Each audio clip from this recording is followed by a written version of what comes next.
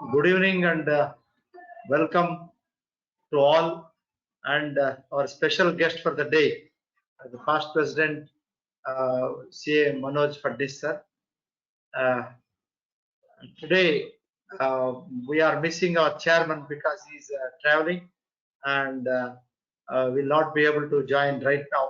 Maybe in the due course of time, once he gets connected, he's traveling from Chennai to his native Coimbatore, and maybe he join before the end of the program.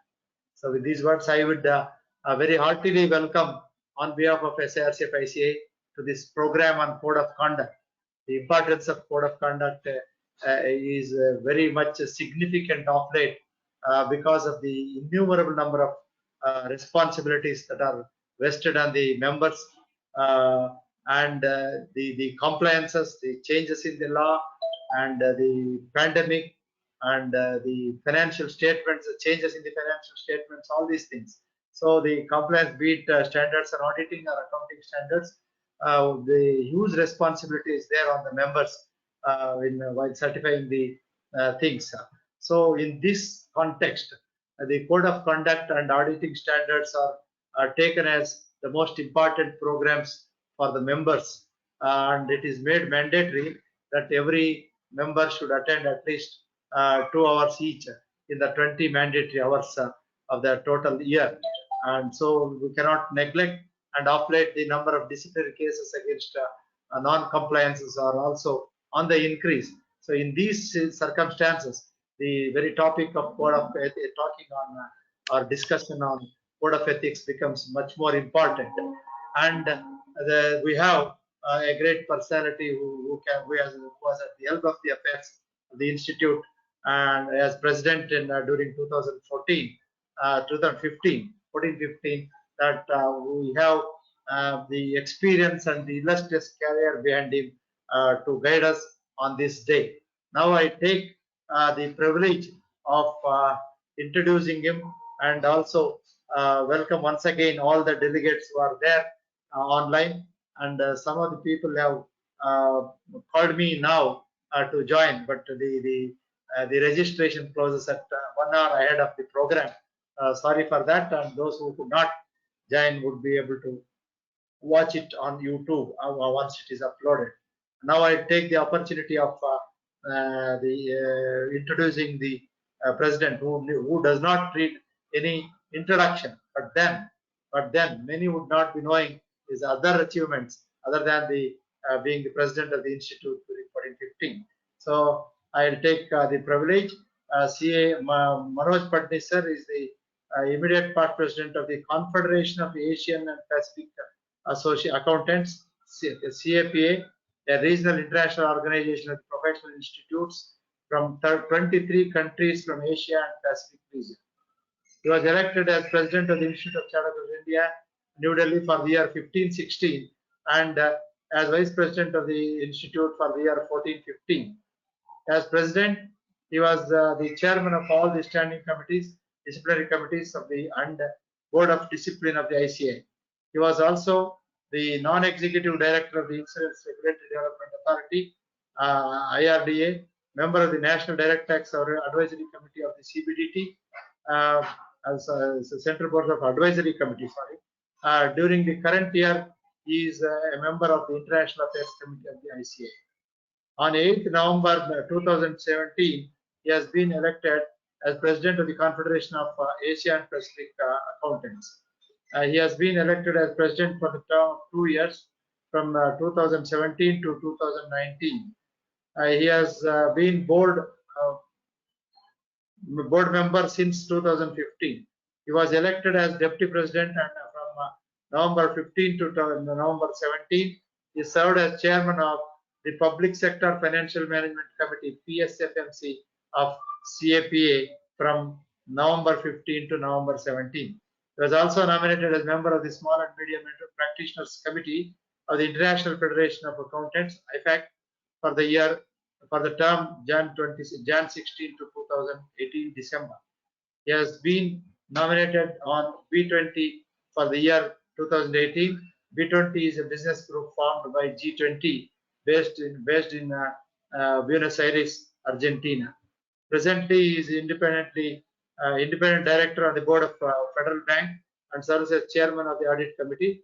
He is also on the board of other listed and non-listed companies. He is nominated as a member of the Standing Committee on Accounting Issues constituted by the IRDA. He was also a member of the group constituted by ASB of the ICAI to formulate the Indian accounting standards converged with the IFRS 2017 insurance contracts. He was also a member of the Company Law Committee set up by the Ministry of Corporate Affairs, Government of India in 2015 for the amendments required to the Companies Act 2013. Based on the report submitted by the committee, the Companies Amendment Act 2017 has been passed.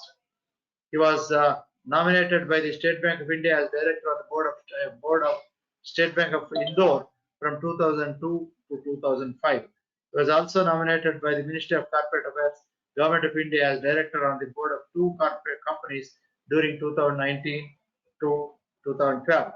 He was the non-executive chairman of MP Stock Exchange Limited from 2012 to 2014.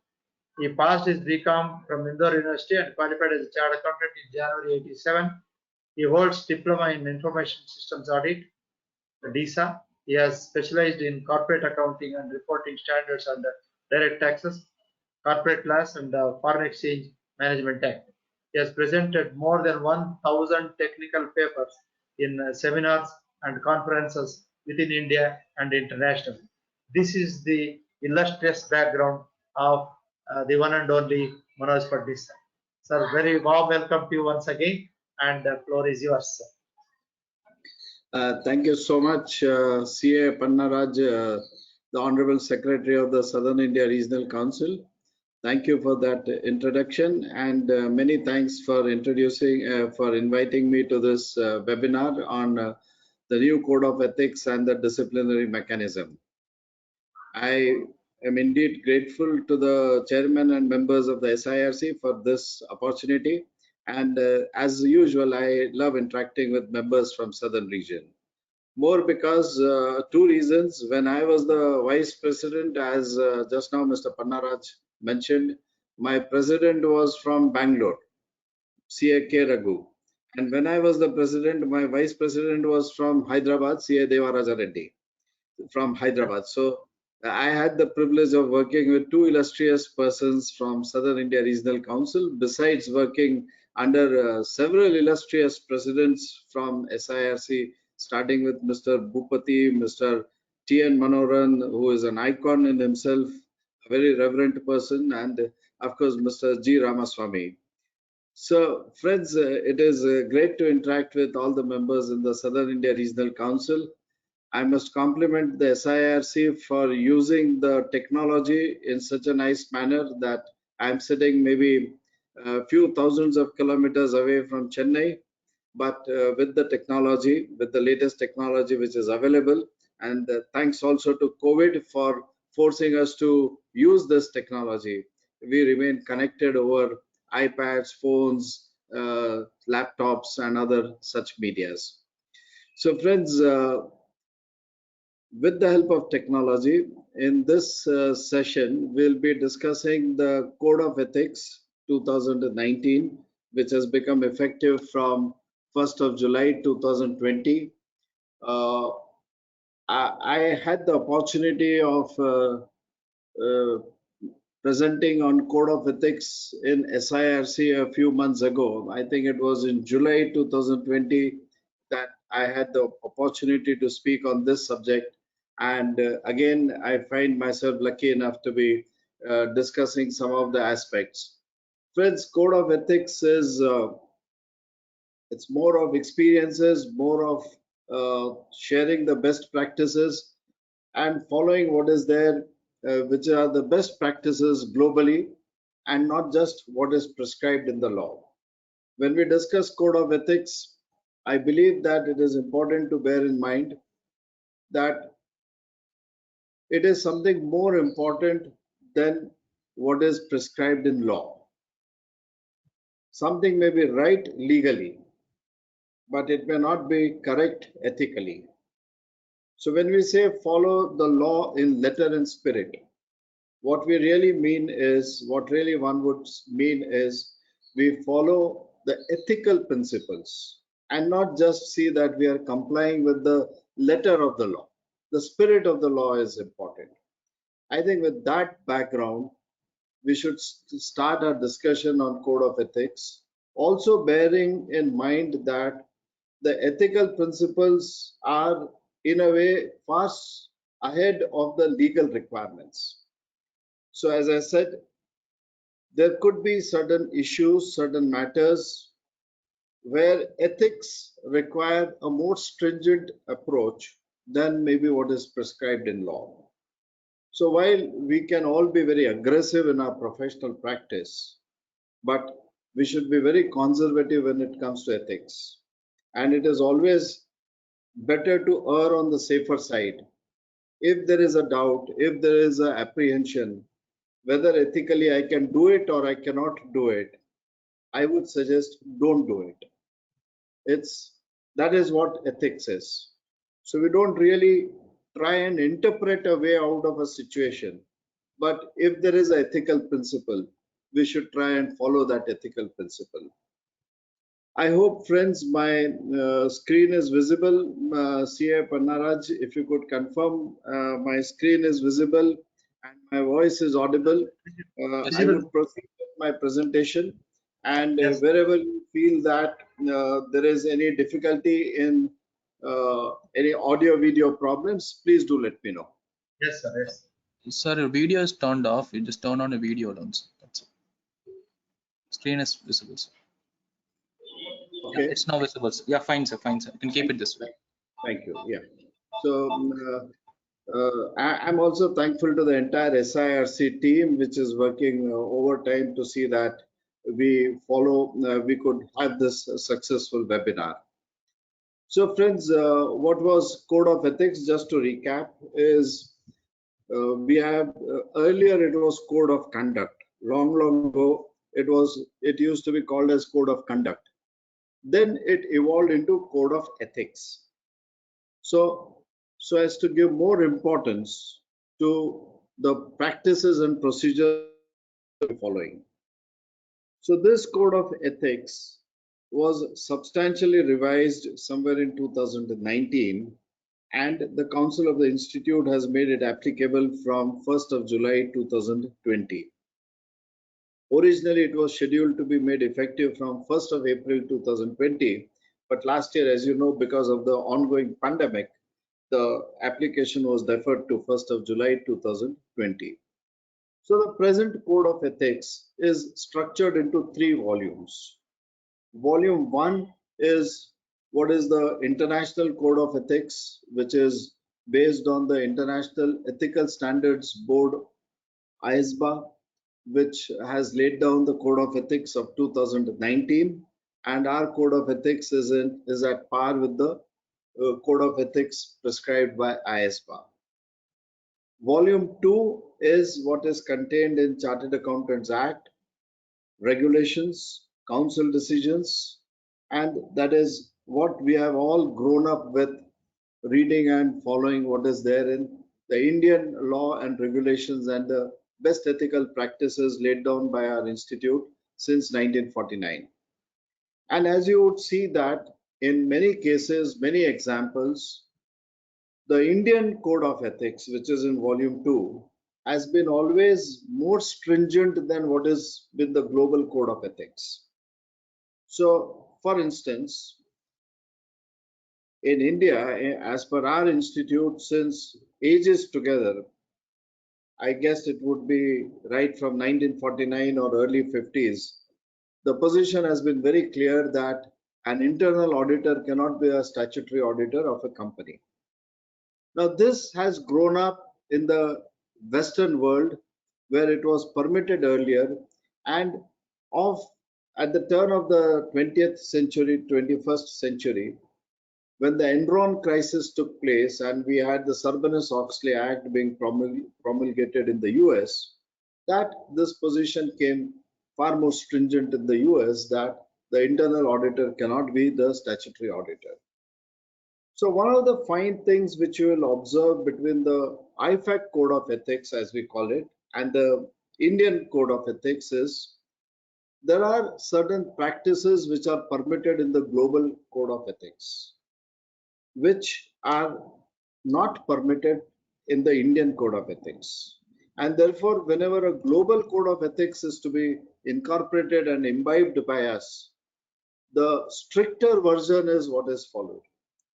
So some of the relaxations which are there in the global code of ethics are not incorporated in our volume 1, which is based on the IFAC code of ethics.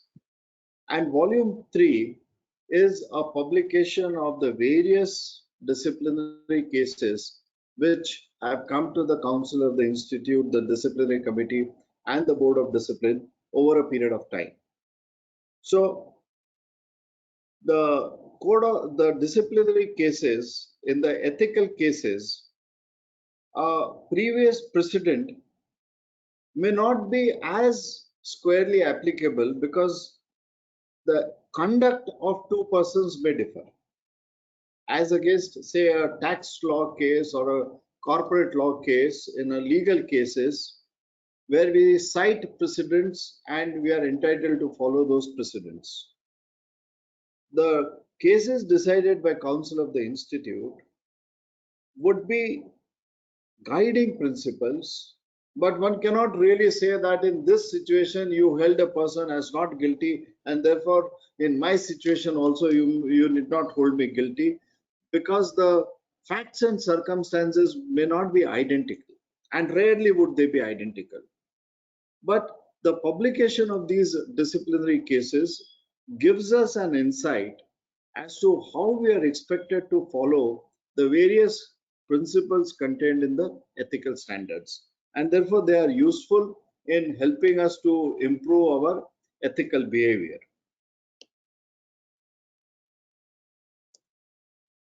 So we'll start with volume 1. And volume 1 is, as I said, the IFAC code of ethics, or what we say is the new code of ethics. Generally, it is considered that IFAC code of ethics is something more stringent, but as I said earlier, our code of ethics has been far more ahead of the times. But yes, there are certain practices in the global ethical principles, which we also need to imbibe, given the fact that today it is a global village and all of us are integrated. There are no boundaries, there are no geographical boundaries, and therefore the best ethical principles globally also need to be imbibed by we as members of the Institute of Chartered Accountants of India.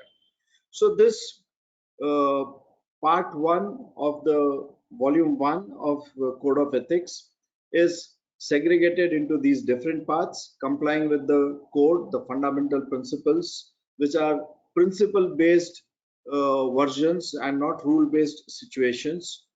Then part 2 deals with professional accountants in service. The word used, professional accountant, is the word which is globally used to describe the professional accountants, because in the International Federation of Accountants, we have chartered accountants, we have cost accountants, we have certified public accountants, and there could be different types of designations used globally. And therefore the terminology used is professional accountant. So what we mean by professional accountants in service or professional accountants in business is essentially a chartered accountant who does not hold a certificate of practice. And part 3 is for those of us who are chartered accountants who are in our public practice. Then in this code of ethics, the independence standards have been brought out separately. So we have part 4A and part 4B, which deal with the independence standards and which lay down the best principles which a person should be following in the context of his professional, in discharging the professional duties. So while I would not be dealing all these parts, I thought I'll take the important aspects and discuss them more from the practical point of view, as they would have their bearings in our conduct of our professional duties.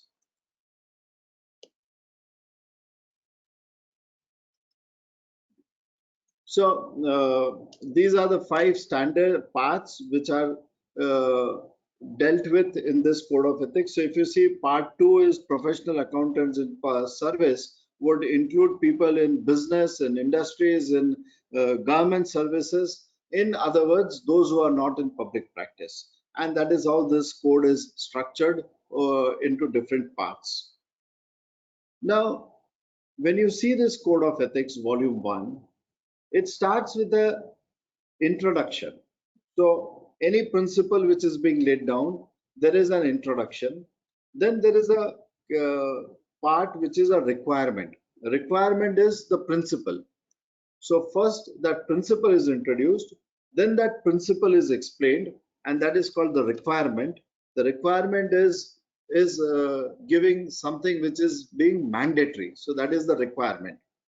That is what a professional accountant or a chartered accountant, so to say, is expected to comply with. And then there is an application material, so which explains the principle in terms of its practical applications and different situations in respect of that principle. So for every principle, there is an introduction, then the requirement, and then the application material. Now, there are 5 important parts which are there in this Code of Ethics of 2019 as compared to the earlier IFAC Code of Ethics, which we had incorporated, imbibed in 2009. Now, in 2019, when it was issued, and 2020, it was made applicable. Out of the 5 principles, 2 have been made applicable from 1st of July 2020. So the important to note that these 2 principles are prohibition on management responsibilities to audit clients. Now this is important in context also of section 144 of the Companies Act, and in case of non-corporates where it is not the Companies Act which applies. These are the principles which need to be kept in mind. Second is our duty as professional accountants to follow the independence standards. So independent standards are, if I'm doing an audit, which is a verification of a financial data, or it is an assurance service, or even in a non-assurance service, it is important that the chartered accountant should not only be seen to be independent, but is actually in a state of independence of mind. And that can be demonstrated effectively if one is ensuring compliance with these independence standards. Then there are 3 aspects which have been deferred for the time being. The applicability date of that has not been announced. Council has deferred them for the time being, but sometime today or tomorrow, these 3 principles would also be implemented. So first is responding to non-compliance of laws and regulations. Second is restrictions on fees from a single client of 15%. It should not exceed 15%. And there are certain restrictions to be brought in relation to taxation services to audit clients. Now, I would suggest that while these 3 have been deferred for the time being, so particularly in respect to no CLAR, that is non-compliance with laws and regulations, it would be premature to start reporting on that non-compliance. It is a very huge responsibility, and it would not be advisable to start reporting on that as of today. But the second aspect, restriction on fees from a single client. These are the best ethical principles, and it may be possible that one may not be able to comply with that immediately, but one should always keep in mind that this is the target that I want to achieve. And although it has not become mandatory, but nothing stops us from following these best ethical principles. So one can take up as a target that even if fees from a single client today is constituting a large portion of my income, I should somewhere have in mind that I can reduce it to less than 15%, because that is what is globally seen as an independent state of mind. So friends, this is important for the reason that if we are rendering services to clients, and we could have global clients, we could have clients who may have global operations, who may be based in India but could have global operations.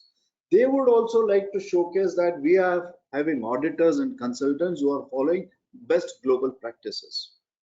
So let us not wait for the institute to make it mandatory, but let us take the tiny steps even today to see that, okay, if not in 2021, maybe next 3 years, next 5 years, can I not achieve this target of seeing that I am in compliant with the global principles? And maybe before that, the institute may also make it mandatory. And the third part is restriction on taxation service to audit clients. Now, this is something very important because majority of us, and I consider myself as a tax practitioner, though I do a lot of audits also, but tax is in my blood, I may just say. And therefore, I believe that even as a tax practitioner, this is important that I should imbibe in my practice such restrictions which are prescribed globally, though not made mandatory in our country as of today, in respect of tax services rendered to the audit clients. Now, let us first see what is the prohibition on management responsibilities in relation to the audit clients. And before I go to that, let us look at what are the services which we as chartered accountants can render. Friends, we are governed, as you know, by the Chartered Accountants Act 1949. And section 2 subsection 2 of section 2 of Chartered Accountants Act says that deals with the services which a chartered accountant in practice can render. So it is offers to perform services involving audit or verification of transactions, books of accounts, that is the auditing services. Before that, clause 1 deals with the practice of accountancy, clause 2 deals with the audit services, clause 3 deals with rendering professional services or assistance in the matters of principles on accounting procedures, recording, presentations and certifications, and clause 4 is what we call them as management and other consultancy services. Section 2 subsection 2 clause 4 empowers the council of the institute to prescribe the kinds of services which a chartered accountant in public practice or a chartered accountant in practice can render to his or her clients. And in terms of this power given under the Act, the Council of the Institute as of today has prescribed 28 services which we can render as management and other consultancy services. So we should be mindful of what kind of services we can provide. And these are governed by the decisions of the Council taken in terms of the powers given under the Chartered Accountants Act.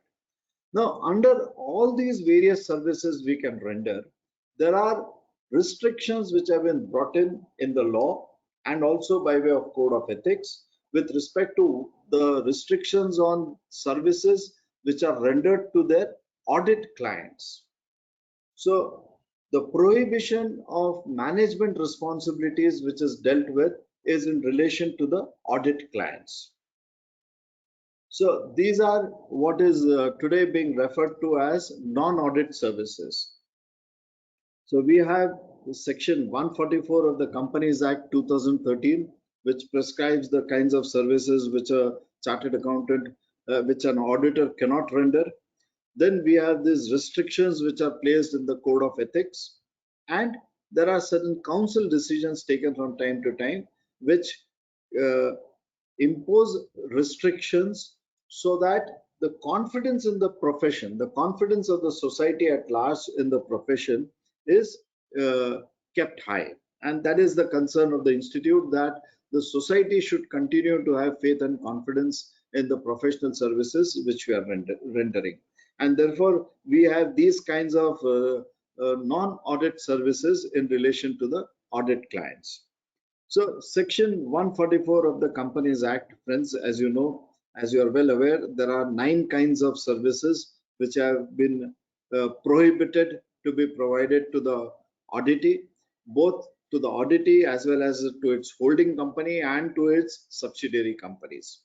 Section 141 subsection 3 clause I clause 1 prescribes this limitations that if you are rendering these services, then you are debarred from being appointed as an auditor. So 141 read with 144 prescribes these 9 services, 9 types of services which auditor cannot render to its audit clients. And this applies, as you know, friends, to a private limited company, auditor of a private limited company, auditor of a public limited company, or a listed company. So these are the provisions contained in the Companies Act and would apply to all kinds of companies. There is no exemption which is given in section 144. So if you look at these services, it is accounting and bookkeeping services. Then we have internal audit, which cannot be rendered, and implementations of financial information systems, actuarial services, investment advisory services, investment banking services, outsourced financial services. And then the term used in clause H is very interesting. It says management services. And last is, it still gives the power to the government to prescribe any other services as may be considered necessary by the government from time to time. So these are the types of services which an auditor cannot render to the company, to an auditee, which is a company, in terms of powers, in terms of the provisions of section 144. Now, interestingly, friends, this word used here is management services. And as I mentioned earlier, the word used in the International Code of Ethics is management responsibilities. So what are the management services are not very finely defined in the Companies Act as of today. And therefore, one needs to understand this in context of even in the IFAC Code of Ethics as is applicable to us. And if we find that it is a management service, then that management service cannot be rendered. Now, there is what is permitted to us as chartered accountants. Now, a very recent decision of the council is administrative services. And I'll come to that a little later.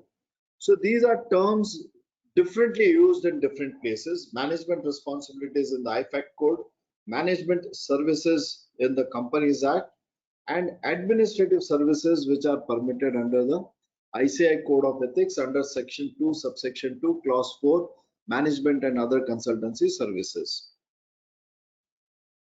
Now, what is the management responsibilities? In terms of what is our IFAC Code of Ethics, which deals with management responsibilities. And it says that a firm shall not, and it also extends to a network firm. So this code says a firm or network firm shall not assume management responsibilities in terms of its audit clients, and also refers to section 144 when it is incorporated in volume 1. Because what is prescribed in the law under the Companies Act will always be applicable to us over and above what is there in the Code of Ethics. So in a way, the provisions of the Companies Act will always override the Code of Ethics. So whichever is more stringent needs to be followed. So management responsibilities are defined as management responsibilities involve control, leading, directing, and making decisions regarding acquisition, deployment, and control of technological, physical, or other intangible resources of the auditee. So management services is not what is concerned in the IFAC code, the ISBA code, and it talks about management responsibilities. As we saw under the Companies Act, it talks about management services. And recently, our institute has permitted us even the administrative services. So the code gives examples of what are management responsibilities. And these are examples of what cannot be done in any case in relation to any auditee, be it a company client or a non-corporate client. Because this now comes in as a part of our code of ethics. So management responsibilities are defined as setting policies and strategic decisions, directions, hiring or dismissing employees, directing and taking responsibilities for the action of the employees, authorizing transactions, controlling or managing bank accounts and investments, deciding which recommendations of the firm to accept and implement and otherwise. So these are various examples of management responsibilities. Now these are examples of what cannot be done under any circumstances. And what is not a management responsibility, which is explained in the Code of Ethics, is providing advice and recommendations to assist the management of an audit client in discharging its responsibilities, but not assuming management responsibility. To ensure that client management makes all judgments and decisions that are the responsibility of the management. So it is very clearly understood that whatever I am doing, the responsibility is always with the auditee. So that part needs to be very clearly brought out in whatever service contracts are there between the auditor and the auditee. And the code expects, the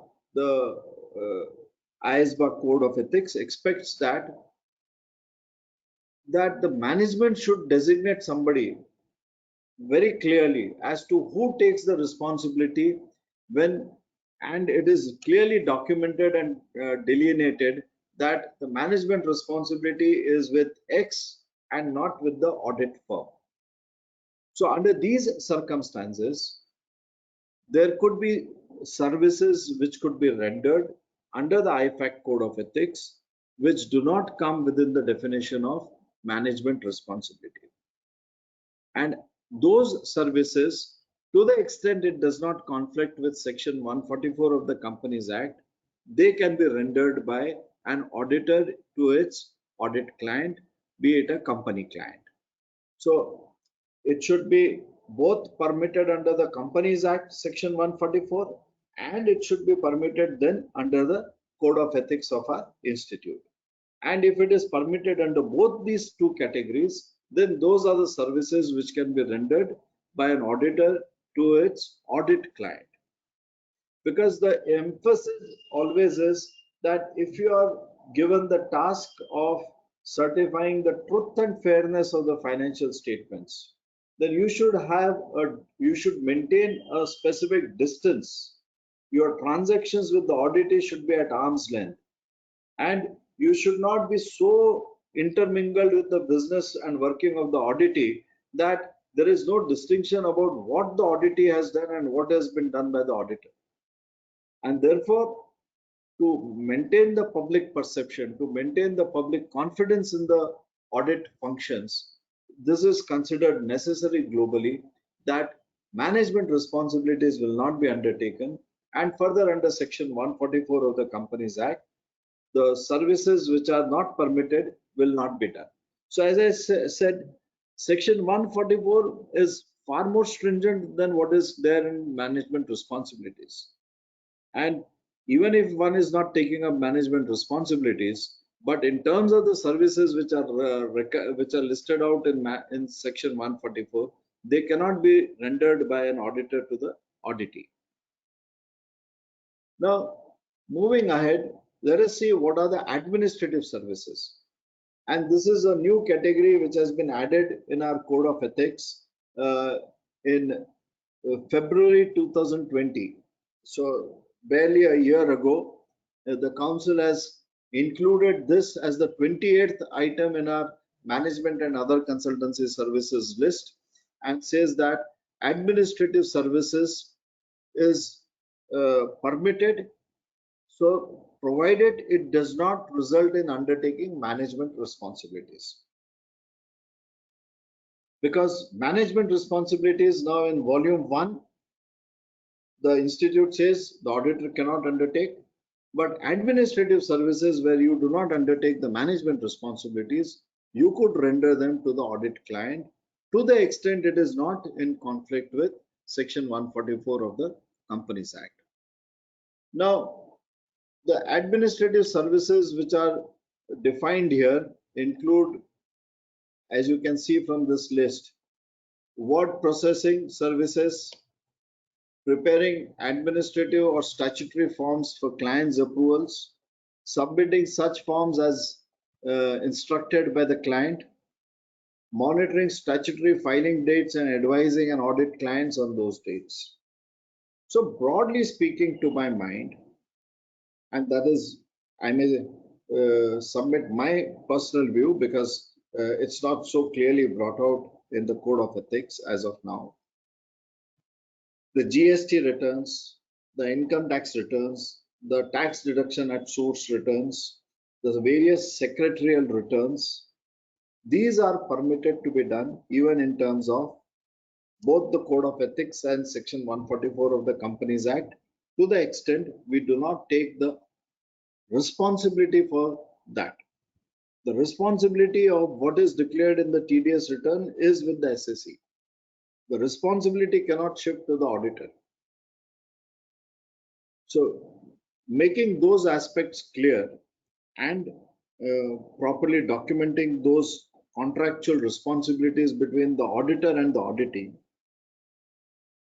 to my mind, filing these documents could be permitted because, one, it does not come within the ambit of what is prescribed under Section 144, and it does not come within the ambit of management responsibilities, which is not permitted. Now, if someone is to take a very strict view of what is a management services and believes that the GST returns and filing the TDS returns is also not permitted to the companies in case of corporate clients, so that could be a possible view. But largely interpreting what is the requirements of Companies Act and the requirements of Code of Ethics, what is really required, what is really the essence of the prohibition is that the auditor should not take up any kind of services where he takes the responsibilities for those services. So it should not lead to, as we say, a threat on the independence of the auditor. It should not lead to a self-review threat that I have prepared the books of accounts and I have audited the books of accounts. That is not permitted because the same person cannot discharge the transactions on both the sides. And to have this concept of maker-checker in place, the auditor or the auditee takes the responsibility for the preparation of the financial statements, and the auditor is expected to express an opinion on the financial statements. So in that background, one needs to keep in mind the requirements of what is there in the IFAC Code of Ethics, what is there in Section 144 of the Companies Act. So in context of, let's say, a partnership firm, a partnership firm may not be hit by the provisions of Section 144, but does not mean that in case of a partnership firm, the tax auditor can do the internal audit of the firm. And there are very clear council decisions that the tax auditor, the internal auditor cannot be made the tax auditor. Similarly, the internal auditor cannot do a GST audit as it was there, before this Finance Act. So the tax auditor and the internal auditor, even in case of a non-corporate entity, has to be two different auditors. Cannot be the same auditor doing the internal audit and the tax audit. So the provisions contained in Section 144 in that context would also apply in case of a non-corporate entity, would be a better way of looking at those functions. So these are very important provisions relating to non-audit services. And these are those provisions which are already applicable in context of these provisions being made effective from 1st of July 2020. But many of these have always been followed by us in context of the way we understood and implemented our Code of Ethics even prior to the acceptance of the IFAC Code of Ethics. Now, friends, the next part that I would like to deal with is relating to rotation of partners and rotation of firms. So rotation of firms is now there in terms of Companies Act 2013. Section 139 is in place. Prior to this, when we had the IFAC Code of Ethics as part 1, which was incorporated in 2009 in our Code of Ethics, we had the concept of rotation of partners. But what happened, friends? In 2009, when our institute incorporated this concept of rotation of partners, rotation of firms was not there in the statute book. As I mentioned, it came in under Companies Act 2013, effective from 1st of July 2014, and there was a window of 3 years, and therefore from 2017, any firm which has completed 10 years of its association with a company as an auditor, and in context of listed companies and those companies which have been prescribed under the Companies Act, having paid up capital beyond a particular level, those companies, the auditors of those companies have to be rotated out. Section 139 provides that in case if the firm is a proprietary firm, the firm can be appointed for a term of, one term of 5 years. If the firm is a partnership firm, it can be appointed for 2 terms of 5 years. So 10 years, and after that there is a mandatory cooling of 5 years, and thereafter that firm can be reappointed. Now,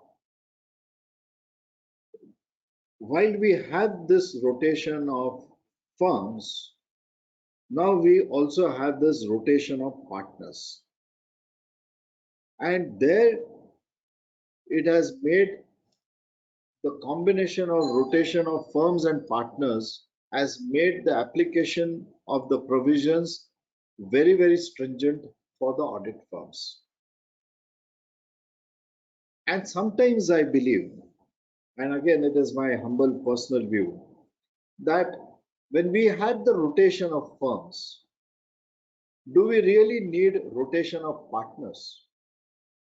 Because the ISBA code, the international code, has prescribed for rotation of partners and not for rotation of firms.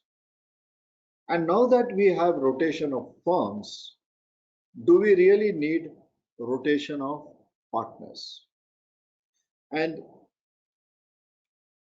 I would like to point out the specific areas where there would be difficulties for us in terms of rotation of partners along with rotation of firms.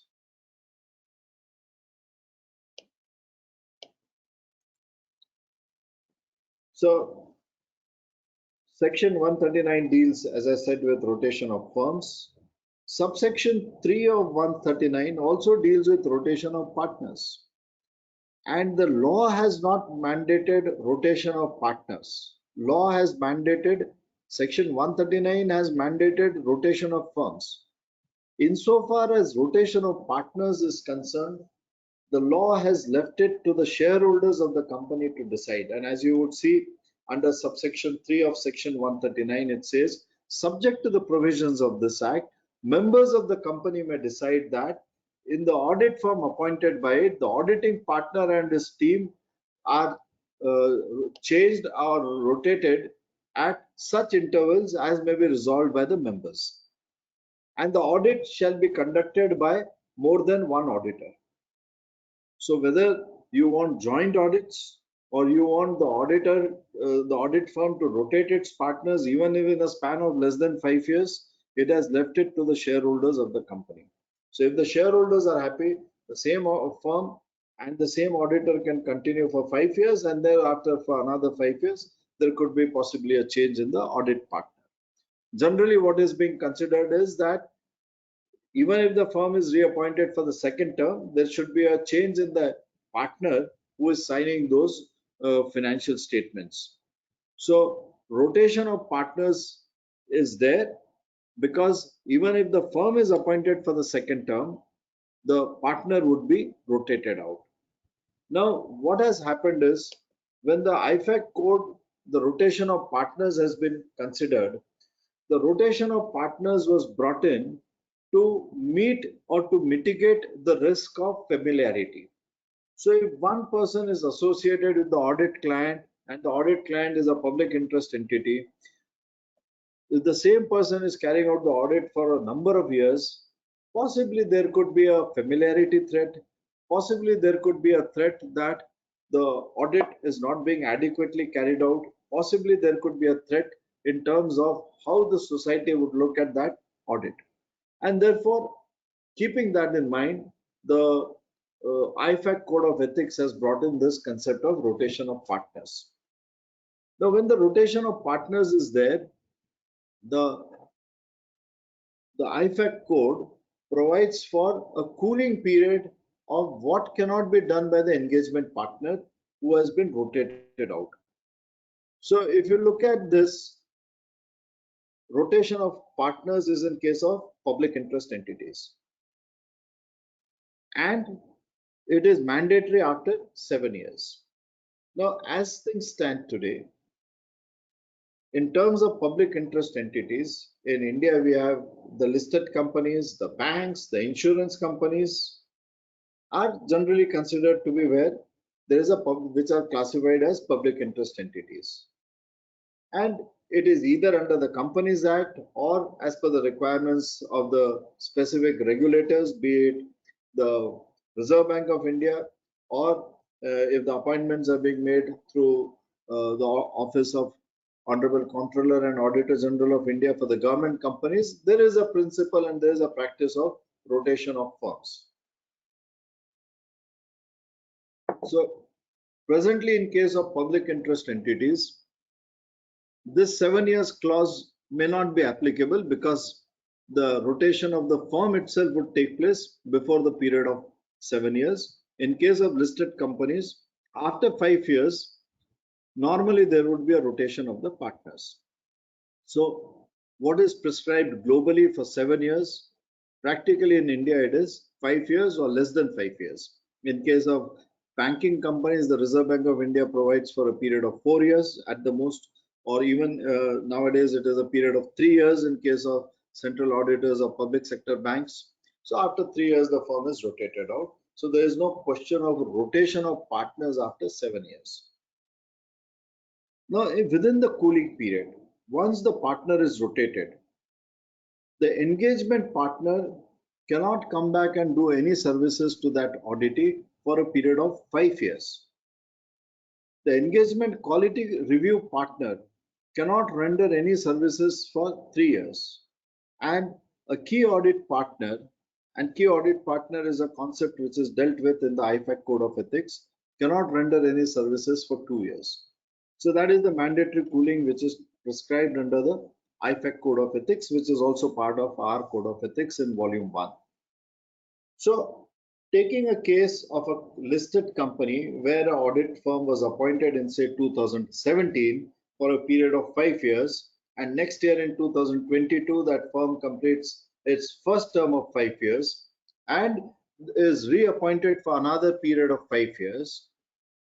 So the engagement partner who was there for first 5 years is changed, and there is a new engagement partner who deals with that audit in the second period of 5 years, in the second term of 5 years.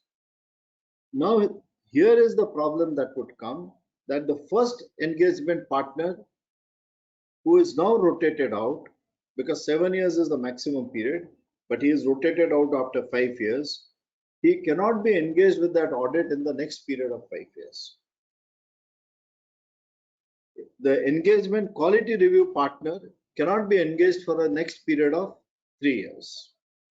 The key audit partner of the first 5 years cannot be engaged in the second term of 5 years for at least 2 years. Now, this is where I believe that our code of ethics has now become far more stringent than what is in the global context, because globally they are talking only about rotation of partners and not rotation of firms. But of course, today, even in the European Union, we have a situation where rotation of firms has also been adopted. there would be a time period after which the firms would be rotated, they would be changed, same as what we have in India. Italy was the first country which brought in the concept of rotation of firms, and in Italy it is there for last more than 3 decades, where the Italian auditors are, there is a mandatory concept of rotation of firms. European Union has brought it subsequent to its introduction in India, but US is one country where they do not have rotation of firms, and there this aspect has been discussed, deliberated, and they take pride in the fact that our company is 100 years old and our audit firm is associated with us for last 100 years. And they also take detailed process to ensure that the partners and the managers of the firm which are associated with that audit remain independent. So maybe in a context of an economy where there is no rotation of firms, there is merit in rotation of partners. But in a situation as we are in, where the rotation of firms is after a period of 5 years or 10 years, or in case of banks and insurance companies after even 3 or 4 years, maybe the rotation of partners could be dispensed with. But be that as may, today we have both the rotation of firms and rotation of partners. So those audit firms which are auditing listed entities, in the next period of next cycle of 5 years, which may start from 2022 at the earliest, will have to bear in mind that though not required under the Companies Act, but as a fallout of the requirement of having adopted the best international practices, these cooling provisions will have to be followed when the second term of 5 years is started, so that the engagement partner of the first 5 years is not associated with the audit, neither as engagement partner nor as a quality review partner or in any capacity dealing with that audit client.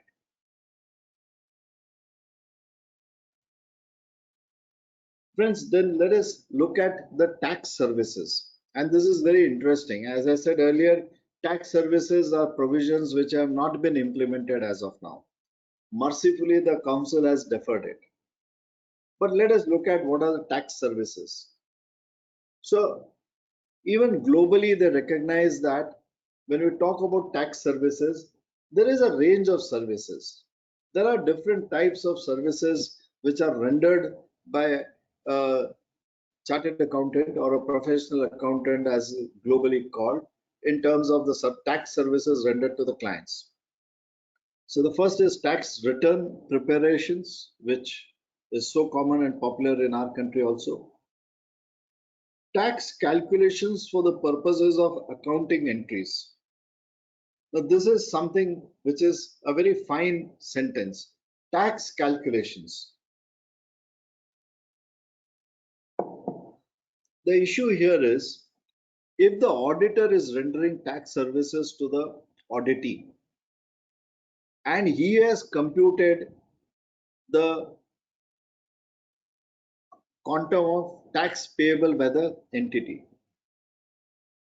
then can he come back and audit that tax provision when he is certifying the truth and fairness of the financial statements? We have profit before taxes, less tax provision, profit after taxes.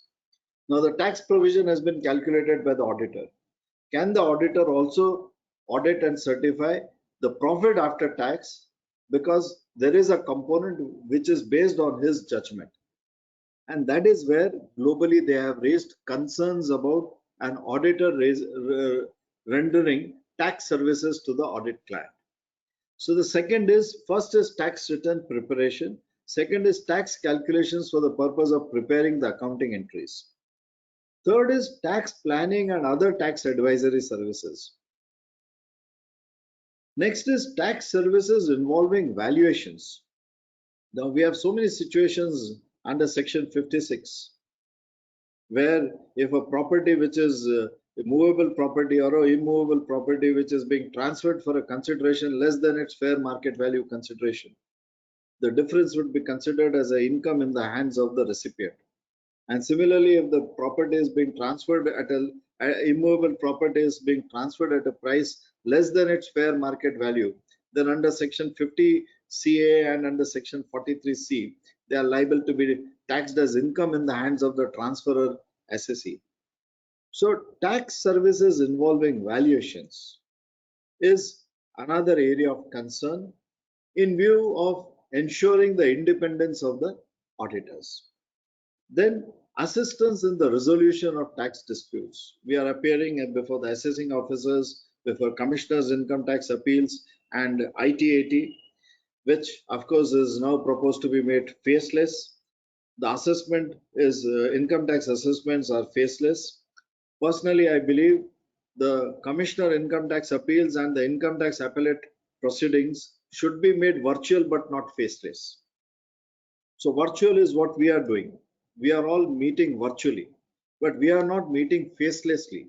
I can see Mr. CA Pannaraj. You can see me, though I cannot see most of you because the videos are not on, but the communication facilities are available. So appellate proceedings can be virtual. Appellate proceedings should not be faceless. Now, be that as may, our laws are evolving in these directions, and we are talking about even faceless appeals and even the proposed faceless appellate proceedings, the second appellate proceedings. So these are the various tax services which a chartered accountant is rendering to his audit clients. Now let us look at each service and see, is the independence being compromised? And if the independence is being compromised, then that service should not be rendered to the auditee. I mean, between us as professionals, we would all like to say that we would like to be independent as auditors, because audit is our mother profession. We are first as our auditors, and then we are the tax consultants and tax advisors. So the role as a auditor is far more important than the role as a tax consultant. So tax return preparation, and the return may be prepared by us. In the good old days, we would fill up the income tax forms manually, and today it is based on the softwares which are available. So tax return preparation, to my mind, does not lead to compromise on independence, and that is why I have put it in green, that okay, this does not, to my mind, lead to a conflict of independence with the auditee. If I have prepared his tax returns, I've verified and submit. I'm not verified. I've just prepared a tax return.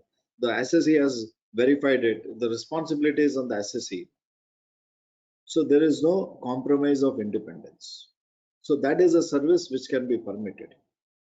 The last bullet point is assistance in resolution of tax disputes. So based on the audit which is conducted, based on, say, the income tax audit, and let's be mindful that what we have in India in section 44 AB, the tax audit, is possibly unique globally. Very few countries worldwide would be having something similar to a tax audit. So we have a lot of literature which is built up in our taxation laws. Very good, very high quality of literature and laws have evolved in our taxation arenas. So if I am based on income tax, based on the audited financial statements, if I am assisting the assessee in appearing before the income tax authorities, that by itself will not lead to a compromise on my independence, because it is based on the audited financial statements. The financial statements, the preparation of the financial statements is the responsibility of the auditee. Preparation of the income tax return is the responsibility is with the auditee. And if based on that, if I have appeared before an income tax authorities, that by itself, I am first at the assessment stage. That by itself, to my mind, does not lead to a compromise on independence. If I am adjudicating or I am appearing on behalf of the assessee before, say, CIT appeals or before the income tax appellate tribunal, these are quasi-judicial authorities. There is a view which the SSE has taken. I have done the audit. We have very good literature in the form of guidance note on tax audit under section 44AB. The guidance note says if there is it gives us areas and gives us examples as to when an audit report should be qualified, when an audit report should have a disclaimer of an opinion, when it should have a negative opinion. So just to give an example, and before this amendment proposed in Finance Act 2021 relating to employees' contribution to Provident Fund, the Kerala Honorable High Court of Kerala has held that if the employees' Provident Fund contribution is paid beyond the due date, it results in a disallowance. The Honorable High Court of Madras has held in favor of the SSE. Honorable High Court of Maharashtra has held in Bombay High Court has held in favor of the SSE. Honorable High Court of Gujarat, Ahmedabad has held in favor of the department. So there is one issue, different honorable high courts have taken different positions. So if my SSE is in Maharashtra or my SSE is in Chennai, I can issue a clean report on that matter because it is as per the jurisdictional high court which says that this deduction is available to the SSE. If my SSE is in Kerala and if he wants to take that deduction, I will qualify my report because the Honorable High Court of Kerala has held in favor of the revenue.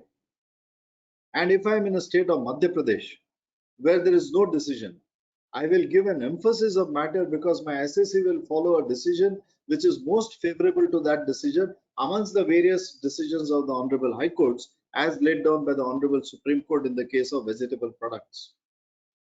So based on practical scenarios, we have guidance from our institute as to what should be qualified, what should be a disclaimer, and what should be a negative opinion. And therefore, if a view has been taken by the SSE and that view has been properly qualified or disclaimed or emphasis of matter given by the tax auditor, then merely representing the SSE's view before the appellate authorities will not lead to the conflict of interest as it is considered globally. And therefore, in my humble view, tax return preparations and assistance in resolution of tax disputes should be permitted and should not be prohibited. Now, let us take the second bullet point, tax calculations for the purpose of preparing the accounting entries. This is somewhat a gray area. If as a tax auditor, I have said, I am telling my SSE, this is the amount of tax which you have to pay, then I cannot audit it. I have to compute the tax provision based on the information given to me, and then he has to take a decision. I cannot say how much are the personal expenses which are to be disallowed under section 37. That estimate and that judgment is with the SSE. So the tax auditor should not enter into the shoes of the SSE for the purposes of calculating the amount which is to be then certified by him as a tax auditor. So if that distance is maintained, this can be done. If that difference is not being maintained, then it cannot be done. So this is what I would say is a gray area. And the two bullet points which are put in red, I believe there is a conflict of interest. As an auditor, if I am involved in tax planning, if I am telling my client how to plan his affairs, then I am going beyond my role as an auditor. Because when I'm appearing before the authorities, they are by themselves independent authorities. I'm canvassing a view of the SSE before them. Now here in tax planning, I'm canvassing a view to the SSE as to how he can plan his tax affairs. And if he is my audit client, and if I'm also involved in his tax planning, I believe there would be a conflict of interest, and that should not be permitted. Then tax services involving valuations. If it is a very fixed formula of valuing, then it is okay. Take the guideline rate published by the government. This is the guideline rate. This is the price at which you have transferred. The difference is your income. There is no valuation involved. It is a simple calculation. But if you are using discounted cash flow method, the SSE is giving you projections for next few years. You are considering those projections and then doing a valuation. There would be a conflict if you are rendering a audit services. So while tax services, the provisions relating to tax services have been deferred by the council, they are not applicable as of now. But my humble view is that what I have pointed out in red, if we are rendering those services, we should introspect and see whether there is a conflict of interest. And if there is a conflict of interest, if we believe there is a conflict of interest, then we should not involve ourselves in those services, whether it is made mandatory by the institute or not. These are the best principles globally. These are the best principles in Indian context as accepted by the institute, and only the application date is deferred. So nothing stops me from imbibing these best practice principles at the earliest point of time. That is what my humble suggestion and view to all members is. Then friends, let's move on to this concept of NOCLAR, non-compliance with laws and regulations. Very interestingly, the International Ethical Standards Board has considered that you are an auditor. You come across a situation that there is a non-compliance with certain laws and regulations, and those non-compliances are material to that entity. So the society expects the auditor to be independent. The society expects the auditor to have professional skepticism, and therefore the society expects that the auditor should take up a stand, should take up a position if you see that your audit client is engaged into non-compliance with laws and regulations. So what are the kinds of laws and regulations we are talking about? Fraud, corruption and bribery, money laundering, terrorist financing and proceeds of crimes. These are by way of examples. Data protections, tax and other such liabilities, pension liabilities, environmental protections, public health and safety.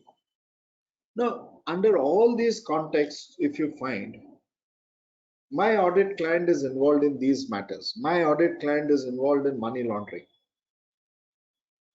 Now, one may say, I don't have evidence.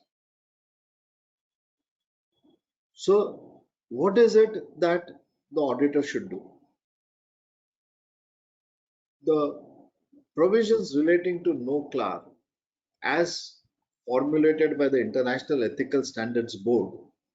And friends, mind you, you'll be very interested, you may be surprised to know the chairman of the International Ethical Standards Board is not a professional accountant. He is a professor in law from Greece.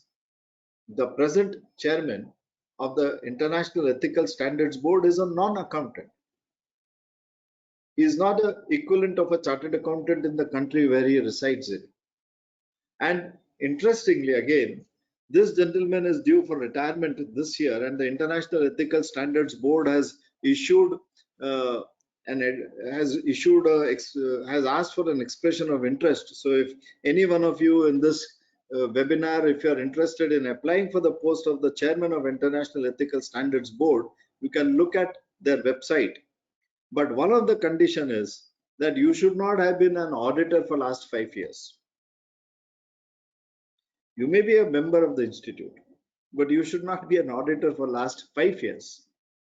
So as of say 1st of January 2017 or before that, if you have surrendered your certificate of practice and you are not in the audit practice, then you can apply. So the International Ethical Standards for Professional Accountants is headed by a non-accountant, so that the society, and we are talking about the International Organization of Securities Exchange Commissions, where SEBI is also a member. We are talking about those international bodies where RBI is a member.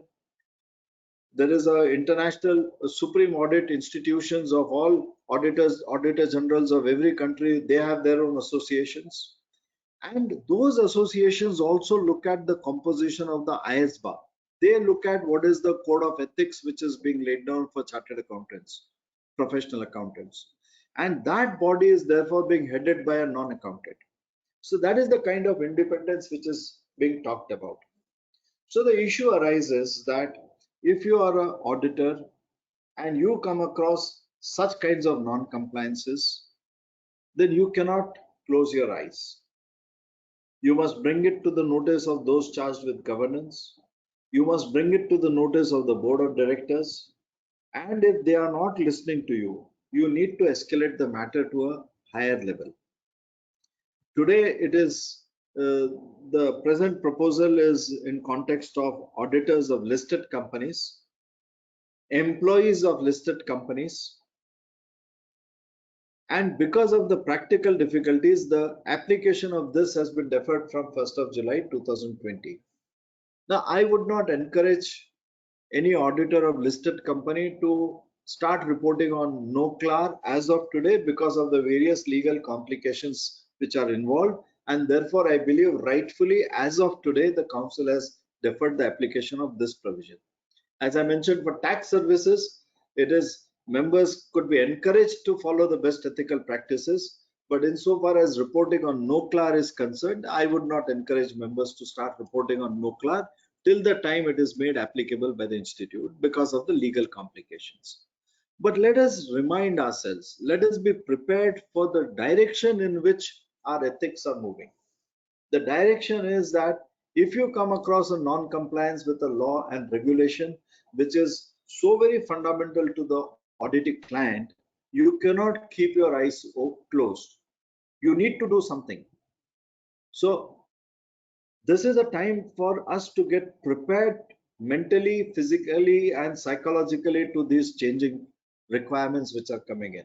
Sensitize our audit clients, sensitize the listed entities that if you have issues relating to fraud and corruptions, you have issues relating to money laundering, you have issues relating to going concern concept because of public safety and health and safety. These are issues which we as auditors would be looking at and reporting upon in times to come. So NOCLAR is going to be a major change as and when it becomes applicable. So Mr. Prasanna Raj, I'll continue for another, with your permission, for another 15-20 minutes. And if there are questions, we can take up the members' questions. Please feel free to point out if there are any questions which members have raised and which you would like me to address. Yes.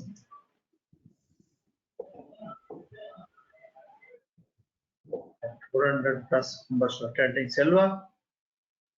Yes, sir. We do have questions. I have compiled it. So once sir finishes, I will flash my screen, sir. I can take it up on that. Okay. Can we take the queries now, or you want us to take that at the end of the session, sir?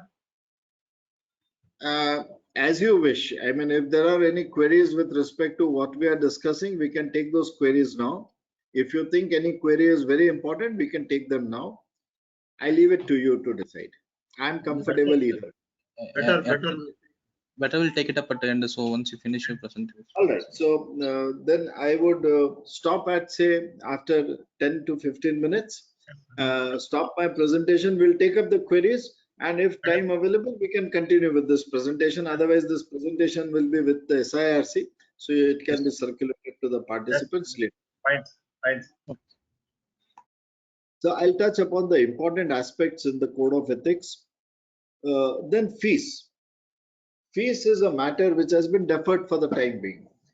The proposal is that if your fees from one client is more than 15% of your total fees for 2 consecutive years, then there is a breach of your independence.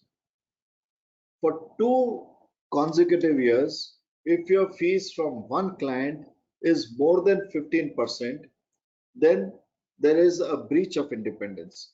I repeat, this has not been made applicable as of now. This has been deferred, but let us understand what is the provision which is coming in. So the International Code of Ethics says, see, you are an auditor and your fees is, say, I'm taking an example of a young auditor in the first 3 to 5 years of professional practice, and all of us have gone through those stages.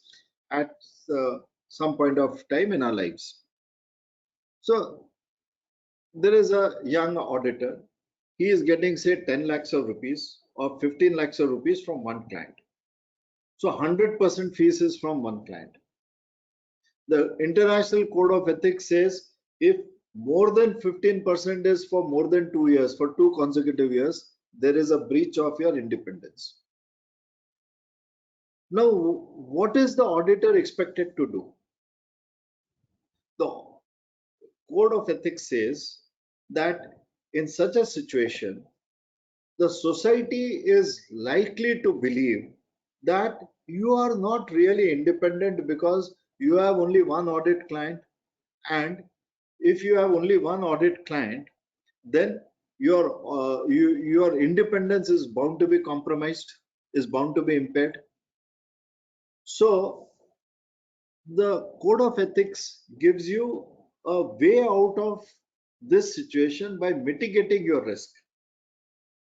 And the safeguard which is prescribed is you need to meet those charged with governance of that entity and demonstrate to them that I am still independent in terms of my audit. This is my audit documentation. This is my audit procedures. This is how I have tested every item, and my expression of my opinion of truth and fairness is not biased because this client is my 100% client. So look at this, how nicely it is built out. More than 2 years, 2 consecutive years, more than 15% coming from one audit client, your independence is under suspect. And you remove that suspicion by demonstrating to those charged with governance that you are independent. Now, I believe, one, this should be made applicable as and when the Honorable Council of an institute decides to apply it. It should be made applicable in context of public interest entities or listed entities where there is a system of those charged with governance. Those charged with governance would mean the independent directors. So if I am in today's practical situation, what could happen is if one young chartered accountant goes and tells his client, and it's say a partnership firm or a proprietary concern or a private limited company, and tells him that, sir, my fees is 80% of my fees comes from you, but I am independent of you. Practically, the auditee is likely to create more pressures on the auditor. Till now, he is not aware how much percentage of out of your total fees, how much is being paid by him. Now we are supposed to make him aware that more than 15% comes from you. So he becomes aware, and the chances of him creating pressures on the auditor are more. Therefore, it should be made applicable where you have independent directors.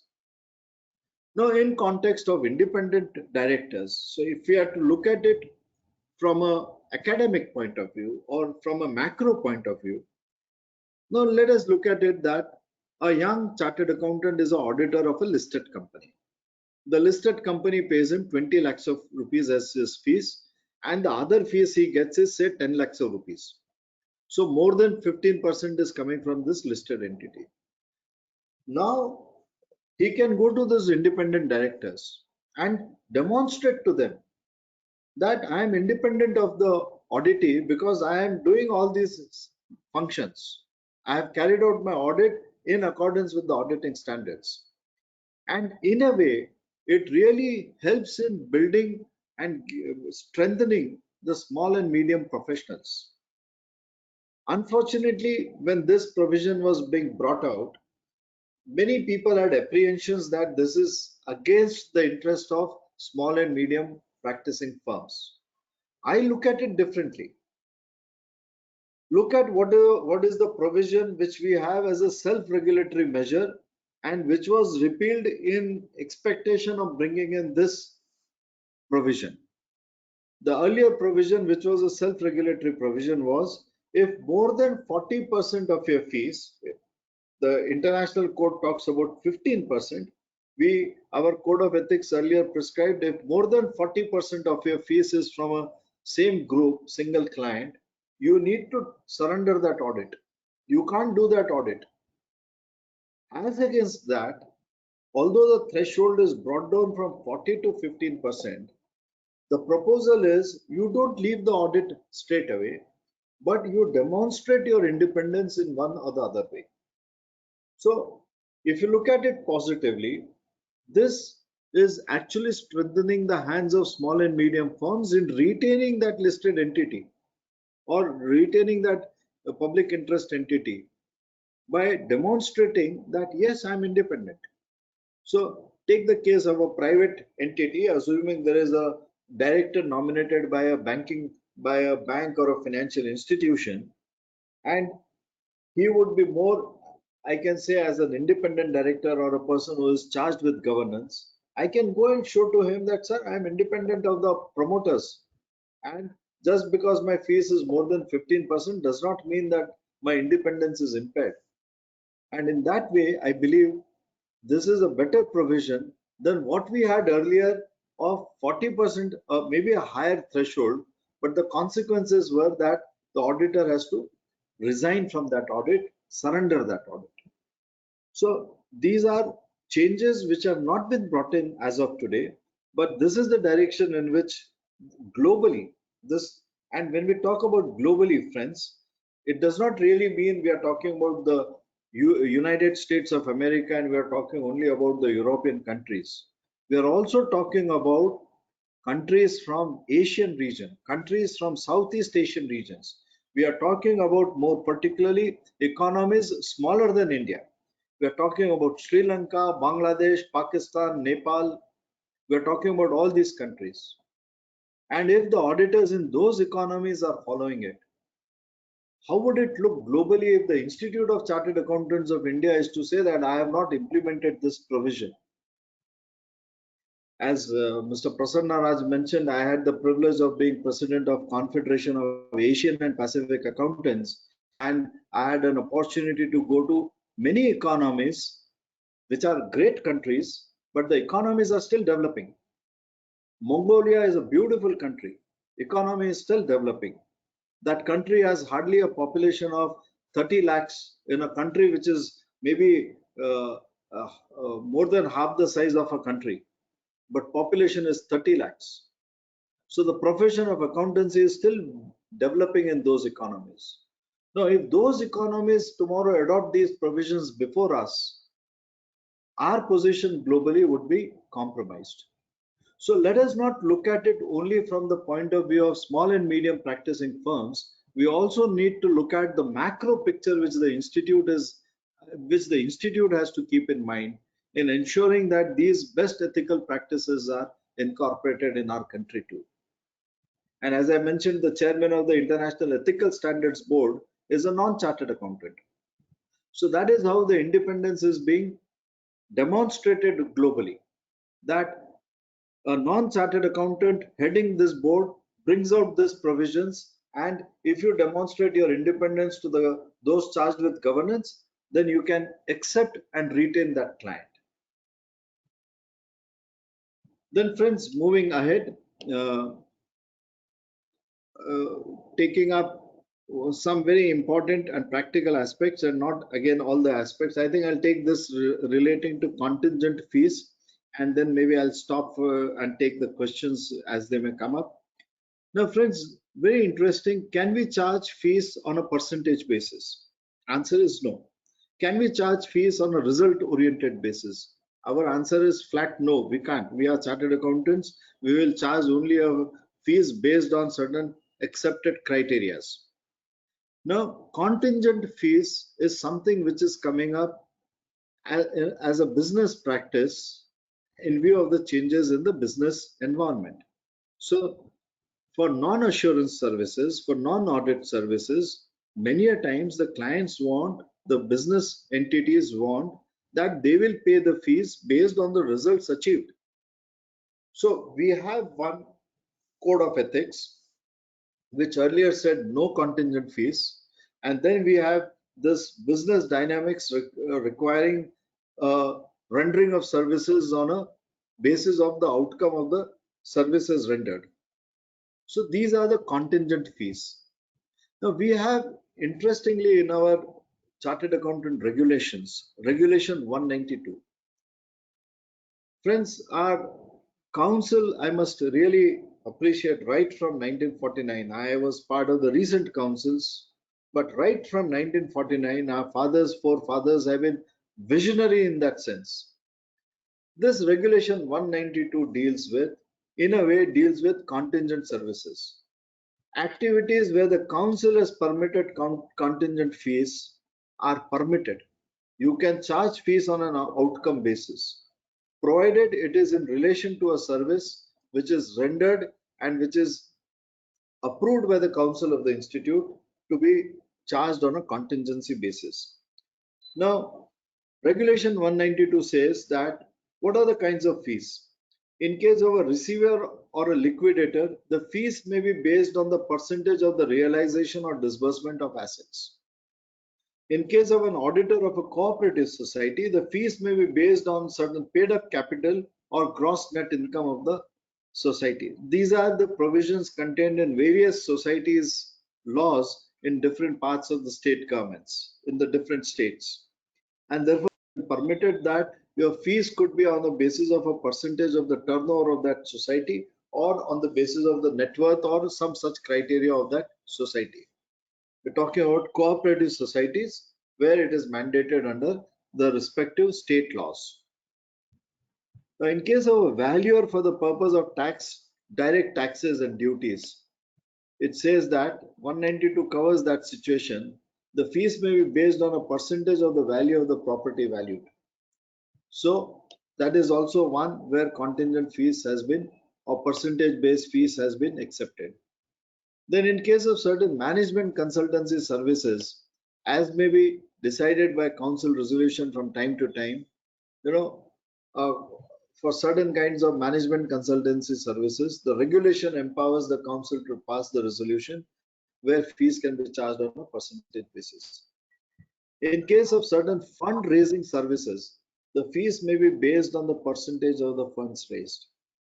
Now, this is typically in case of loan syndications, where it could be based on the outcome of the services.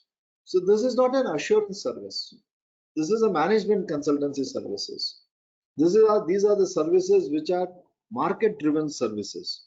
And in a market-driven services, our profession has to be dynamic enough to compete with the market forces to retain the share of the profession in those services. So I would put it this way: Regulation 192 empowers even the council and has laid down situations where fees can be charged on a percentage basis, on the basis of outcome of certain services, and one could charge even on a certain basis which are provided, which could be approved by the council. So for assurance services, yes, the answer is no. It cannot be based on the outcome of the services. But in some of the non-assurance services, such kind of payment of fees is prescribed and is permitted. So, Mr. Pannaraj, I would take a pause here, and you can kindly bring out the queries which may be raised by the esteemed members, and we can deal with those queries. Yes, sir. Selva, can you bring the queries on screen? Yes, sir. 1 minute. I hope my screen is visible, sir. Yeah. How many queries are there? Here are something around 6 to 8 questions, sir. So we'll take. Okay, fine. Sir, shall I start, sir? Yes, please. Can a CA providing internal audit services to an LLP be the statutory audit of LLP? No, sir. As I said earlier, internal auditor and statutory auditor cannot be done by the same person to the same auditee. So be it a company, LLP, a partnership firm, or a proprietary concern, if you are an internal auditor, you cannot be the statutory auditor. So You cannot be a GST auditor if you are the internal auditor. So that applies to companies and non-companies. Yes. Whether certifying ROC forms will be covered under management services. So if the forms are being certified as a part of requirement under the Companies Act, then to my mind, it would not be a management services. So the various forms which are certified by chartered accountants, to my mind, will not come in management services. Can a CA manage for fees on individual client's investment portfolio? Can a CA manage? What is it? Yes, sir. So managing the investment portfolio Yes, sir. subject to CB regulations Hmm. is a service which is permitted to be rendered by a chartered accountant as part of management and other consultancy services. Subject to CB regulations, of course. Second is, these cannot be rendered to an audit client under Section 144 of the Companies Act. Oh. Next, does rotation of funds Could be taken even if your client is a proprietor, is an individual. You can advise him, but you cannot manage his portfolio. That is the distinction which is there in management responsibilities and services where you do not take up the management responsibilities. does rotation of firms apply for branch auditors? And does rotation of the firm apply to Section 8 companies? So, branch auditors, yes, I think it should apply even in context of branch auditors because the appointment is made under Section 139. And if the company is a company which is prescribed under, falls within those rules, say a listed company or a company which is having a certain amount of turnover, then I would believe that even branch audit would come within the rotation. That's my personal view. And second is rotation of firms to Section 8 companies are not exempted. So if Section 8 companies fall within the criteria under Section 139, they would also come within the ambit of rotation.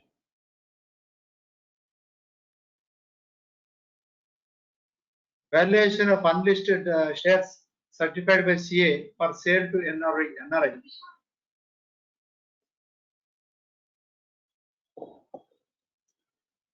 Valuation of unlisted shares. If The your unlisted shares certified by CA for sale to NRI, the company auditor only certifies. Is it permitted? So valuation services are not permitted in terms of Section 144. So if you are the auditor of the company and you are carrying out the valuation services for the company, I think it would be hit by 144. Please have a look in terms of Section 144.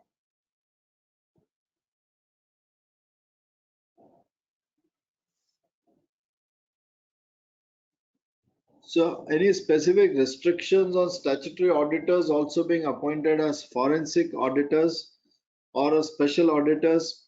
So if the banks, let us assume, have appointed the statutory auditor of the company as a forensic auditor, then in that situation, that may not be hit by Section 144 because you are not rendering that service to the company itself, you are rendering the service to the bank, to the lender. The lender appoints, assuming the lender appoints the rare chance that the lender would appoint the same statutory auditor to be the forensic auditor, but assuming for the sake of discussion, if that is done, that could be possible. But you are rendering forensic audit services to the management of the company. Then you could be covered within carrying out additional audit services, which are in the nature of internal audit services. So it really depends who is appointing you in this context.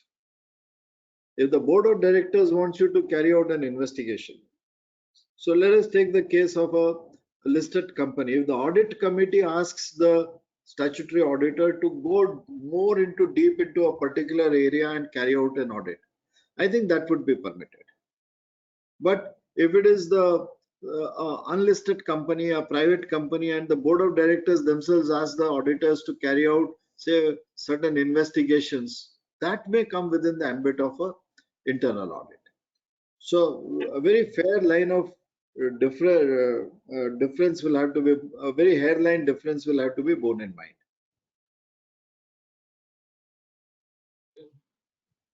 For 15%, do we take the total fee only from audit services of the firm, or is it from fee received from other services also? All services rendered. So 15% of your remuneration. So that would be 15% of your total fees. Not Total just fees. the, yes. Yes, sir. In demonstrating our independence to TCWG, do we give share to our work papers? So idea is not that you should be sharing your working papers directly with them. It is more to convince them about how you are carrying out the audit and to their satisfaction. I mean, it cannot be a situation which is listed out in the code of ethics, but you need to bring out how you are independently carrying out the audit. That is what is envisaged.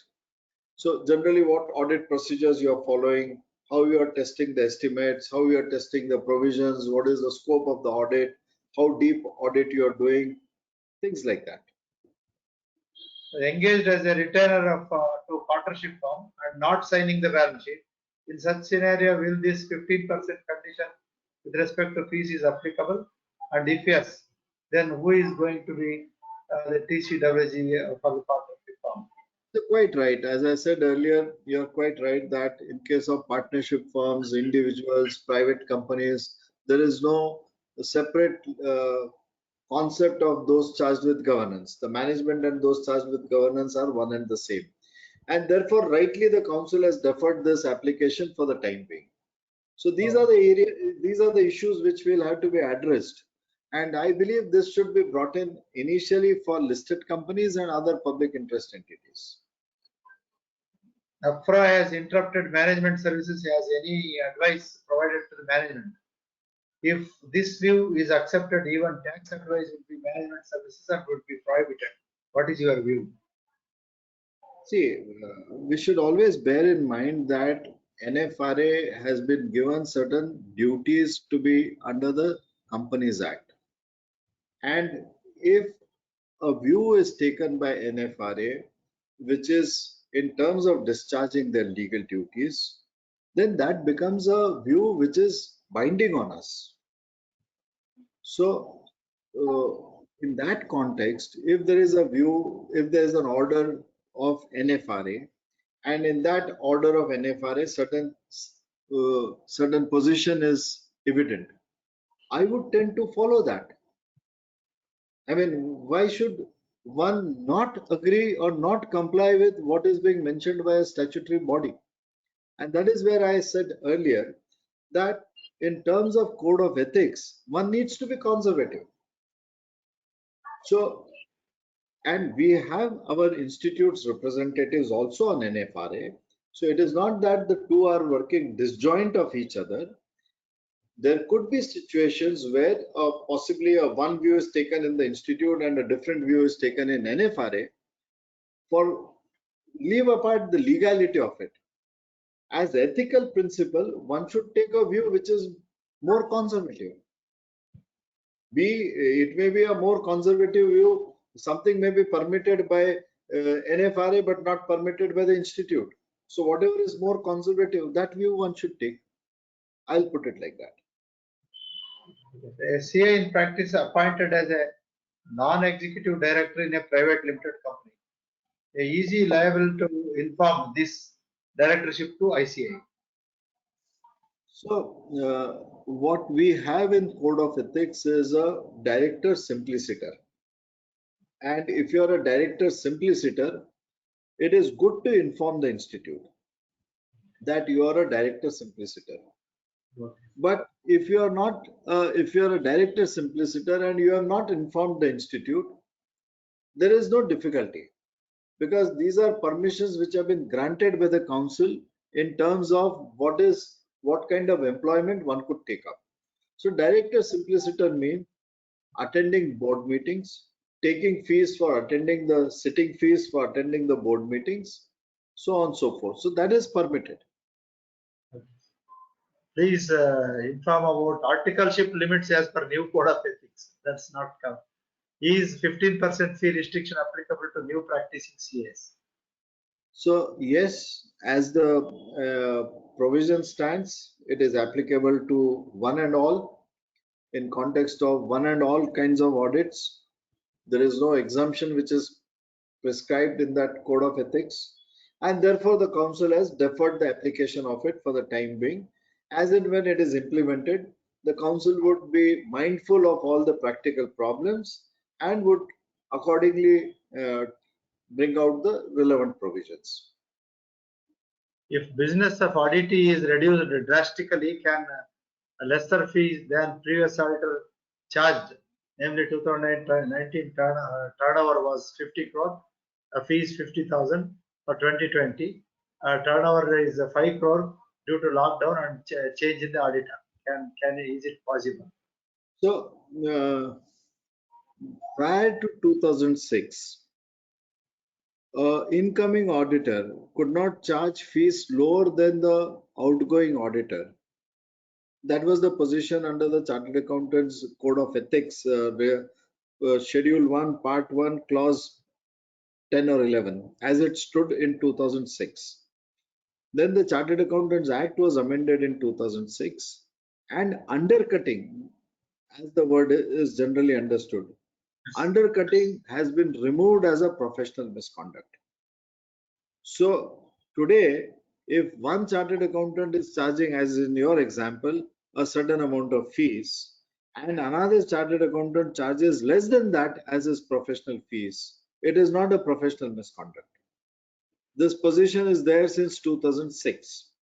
And why this change took place, it's very interesting to bear in mind that when the Competition Act was introduced in the country, so the government wanted to develop the service industry, and they said service industry is the backbone of the India's economy in the 21st century. So under the Chartered Accountants Act and under the other such professional bodies respective acts, they said that if the technical standards are the same, so incoming auditor and outgoing auditor are both complying with the same technical standards, they are complying with all other applicable ethical standards, then why should the business entity not get the benefit of a service provider who is willing to charge fees lower than what he is charging? And please bear in mind that Competition Act also applies to us. So Competition Act is meant to develop a healthy competition. So when the Chartered Accountants Act was amended in 2006, there were some very important amendments made in the Code of Ethics. In the Part 1, first schedule Part 1 of the of the Chartered Accountants Act. So undercutting was said to be not a professional misconduct. Advertisements and solicitations have been permitted in a limited manner. So what the lawmakers have said is, you are an elite profession. How much to advertise, how to advertise, we leave it to you to decide. So they have left it to the council of the institute to frame the guidelines. See, how important is that amendment? The lawmakers say that undercutting is being permitted. We want you to compete. We want this profession to become more dynamic.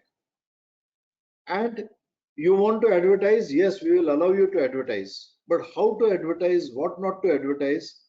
The lawmaker said, we will leave it to your council of the institute to decide. So the council has framed advertisement guidelines, the council has framed website guidelines, and these are some very important provisions, some very important changes have been made recently. So as I said, the council has permitted even management, certain kinds of non-assurance services on contingent basis.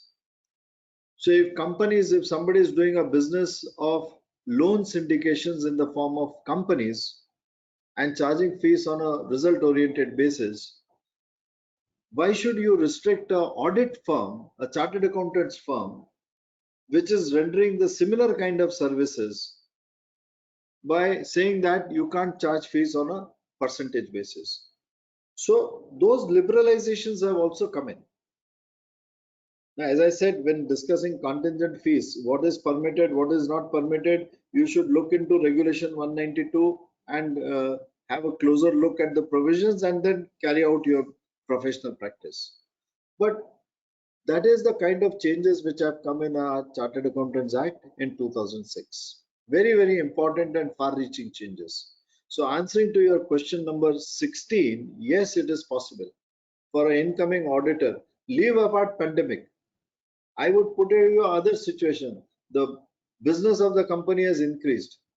The turnover has increased. The profitability has increased. But there is one another auditor who is willing to do that audit, comply with all the auditing standards and charge lesser fees. Why should the code of ethics prohibit a person from being so well efficiently organized that he is willing to charge lower fees? See, let us also look at tenders. See what the council has brought out. If there is a tender, and tender is meant only for chartered accountants, tender is meant only for, say, audit and assurance services, then unless that tender contains the minimum fees, you cannot participate in that tender.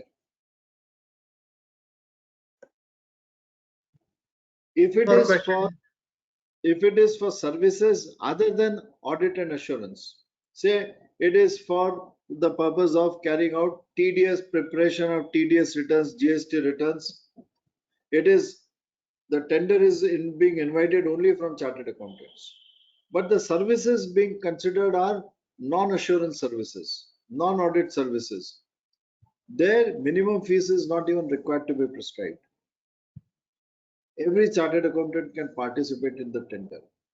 So the council's concern, the institute as a regulator, the concern is that in case of assurance practice, please see that quality is maintained. Please see that through the tendering, the minimum fees is not reduced to such levels that a firm cannot render a qualitative services beyond a particular point, below a particular level. So in that context, look at these issues. We'll go to next query, sir. Yes. If son of an auditor is working in the accounts department, whether he can take up the audit of that company, does it make any difference if the also CA? See, the answer is basically, see, if the son is working in a large organization and he is not a KMP, he is even 1 or 2 steps below a KMP, then it could be possible because section 141, I mean, you need to look at that 141. So I think if a son is employed in a company, you cannot take up that audit. If you're talking about a proprietary concern, partnership concern, if my wife is working as an accountant in a partnership firm, can I be an auditor there? Answer is no. If my son is an accountant, my answer is no.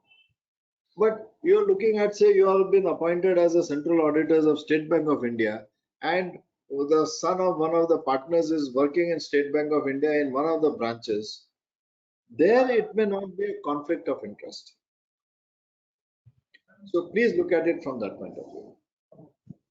What is the consequences if practicing CA is not informing about his branch office in another state where there is no branch in charge? So friends, these are the guidelines laid down by the institute, and non-compliance of the guidelines is a professional misconduct, and accordingly the provisions of the Chartered Accountants Act would apply, and the punishment prescribed under the Chartered Accountants Act will be imposed on the erring member. Charging lower fees than the recommended fees by the ICAI, will it prima facie be a violation of ethics? No, because it is a recommendation. It is not, institute never says that this is the minimum fees which is mandated to be charged. The institute never says that. It says that if you're doing a tax audit, this is the recommended fees. In metros, this is the recommended fees in non-metros. But institute cannot say that you must charge not less than say 50,000 rupees if you are in Chennai. If you are in a smaller city, you will not charge less than 10,000 rupees. That the institute can never say. And it never also states it like that. It says these are the recommended fees. You are recommended to follow these fees. So these are best practices. Now, if somebody wants to charge lower than that for whatever reasons, it is not prohibited. It is not resulting in a professional misconduct. Okay, sir. The queries are over, sir. Thank you. Now, last one general information some of the members have asked is to touch briefly on disciplinary proceedings by the council on violation of ethics. So I have a full presentation on that. So because of paucity of time and these interesting questions which have been taken up by the members, I have not touched upon the disciplinary mechanism of the institute, but briefly stating, we have two schedules, Schedule 1 and Schedule 2. Schedule 1 is dealing with members and members.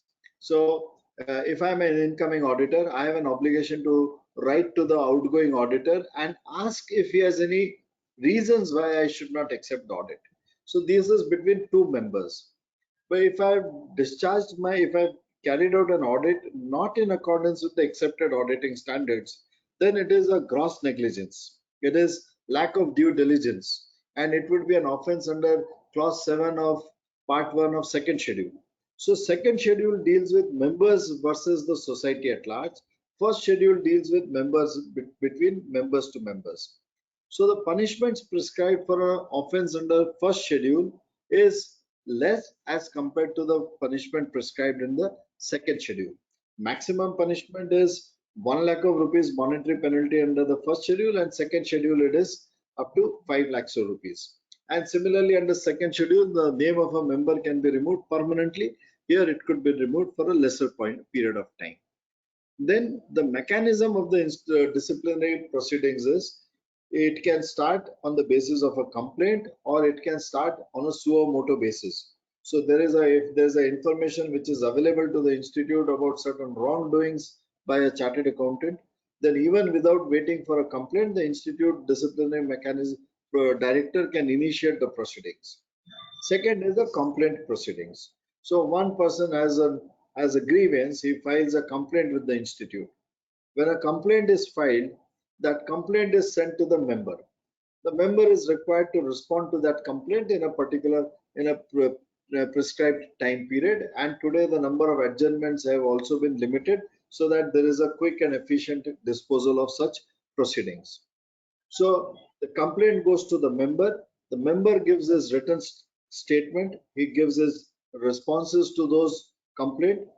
That written statement again goes to the complainant, and complainant gives a rejoinder to that written statement.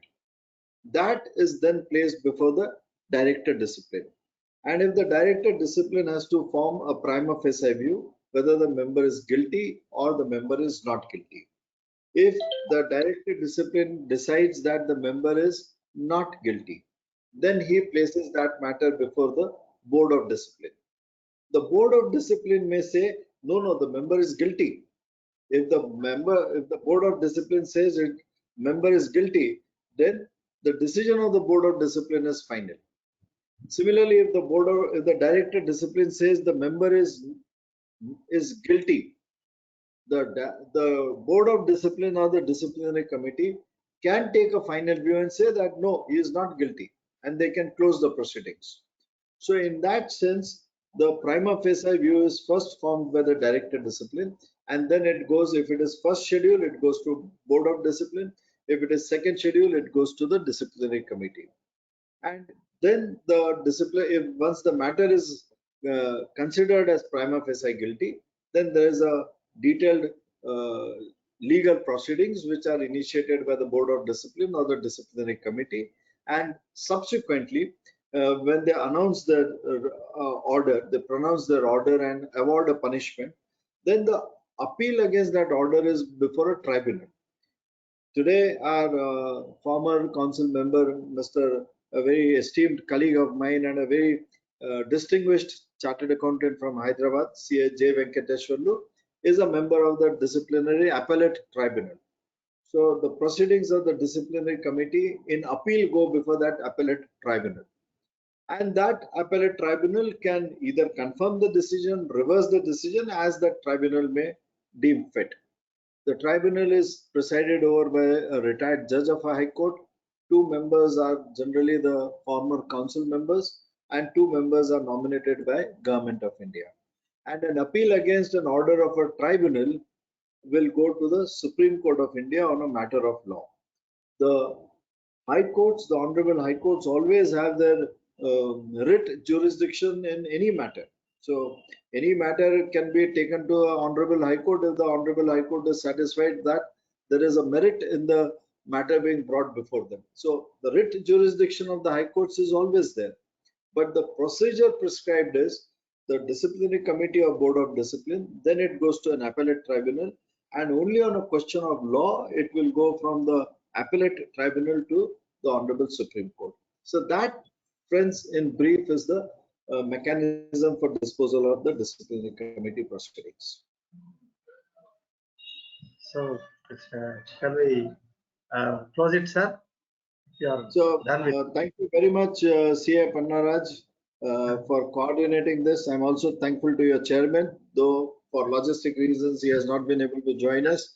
And also my thanks to the SIRC team, which has been coordinating with me for last few days to successfully organize this program. Thank you very much. I would be sending my presentation to the SIRC shortly, and then it could be distributed to all the members. We formally thank you very much for the time and the passion with which you presented the things, uninterrupted for 2 hours, and with your experience and all. And you covered so widely all the aspects of this. And despite being busy at international levels also, you are the people who have concern for the institute. That's shown and exhibited by your presentation today, for which we are all indebted to you, sir. And your passion is worth emulating to all of us. Thank you very much for your services to the institute and across the globe at international forums also. And for today's presentation, definitely, if at all there are any queries further, we will be sending them to you, sir, for clarifications if required. Thank you very much for your time and this one, sir, presentation. And also I thank the SIRC office for the arrangements, and also Mr. Selva, the technical person, who has always been behind us to see that there are no glitches in conducting these programs. He is so expert. So, but for his efforts, the things will not be so easy. And I would especially thank our chairman for choosing this topic, because as I stated in the opening remarks, standards on auditing and code of ethics are made 2 hours mandatory each subject out of the 20 mandatory hours, CP hours by the institute, by seeing the importance of these things. And you have highlighted the importance of those things, sir. And chairman has rightly selected these topics, this topic for the day. I thank him in his absence also. Thank you very much. Thank you all delegates. There were around 400 plus members who attended this. I thank you all, the delegates who registered, and some missed it because they came to know that Fadnis sir is speaking at the last hour, it seems, so they could not get into it. But anyway, the recorded version is available for them. But for your support, definitely we will not get energy to conduct more and more programs. Thank you very much, all the delegates. Thank you very much, sir. Thank you. Thank you. Right, sir.